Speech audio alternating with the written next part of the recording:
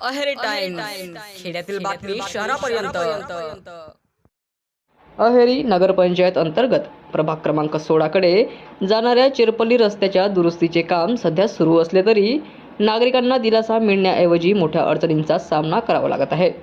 रस्त्यावरील डागडुजीसाठी टाकण्यात आलेली माती व मुरुम पावसामुळे पूर्णपणे चिखलात बदलल्याने रस्ता वाहतुकीसाठी धोकादायक बनला आहे। रस्त्यावर सर्वत्र चिखल आणि घसरडा पृष्ठभाग निर्माण झाल्याने दुचाकीस्वार, पादचारी, शालेय विद्यार्थी तसेच ज्येष्ठ नागरिकांना जीव धोक्यात घालून प्रवास करावा लागतोय। अनेक ठिकाणी वाहने चिखलात अडकत असून घसरून अपघात होण्याचा धोका वाढला आहे।